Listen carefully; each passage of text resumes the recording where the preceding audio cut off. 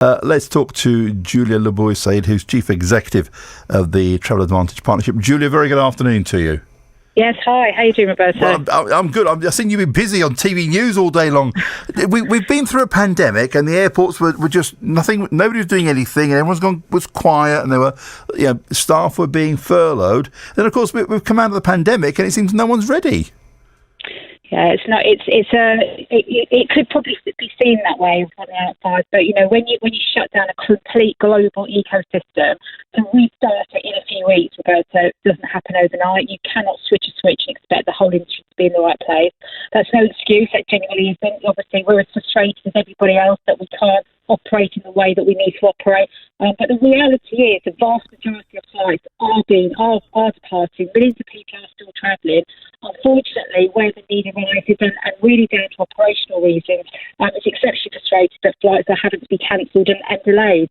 But it really is a consequence of shutting an industry down, and globally, not just in the UK, but shutting an industry down and rebuilding it from scratch. Judy, you and other people in the industry were warning about this, and we were discussing this during the pandemic. It was a global industry. It was closed down. Of course, it had to be. But at some stage, things would pick up.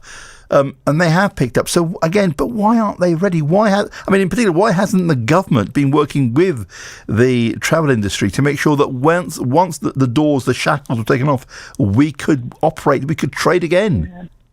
Yeah, as I said, Roberto, in the vast majority of cases, flights are departing. I was in Spain, on flight departing fine, Stansted arrived, perfectly in time. So the vast majority of cases, flights are, and it's worth just remembering that. The problem we have also that's exacerbated everything is when you shut everything down, we're also at the mercy of the in-destination rules. So not only have we eased restrictions here, but literally every other month we're seeing destinations easing their restrictions. And what that is then doing is creating even more pent-up demand. There is more surge in demand. And actually trying to manage that is exceptionally difficult because you don't really know from one month to the next where consumers are wanting to travel. And the booking period between departure and booking, that's reduced. That's really narrowed significantly. So we have less time in between that to really try to manage some of the operational infrastructure that is required. Julia, good talking to you as always. Thank you. It's been a busy couple of days for you. Julia Bue-Said, Chief Executive of the Travel Advantage Partnership.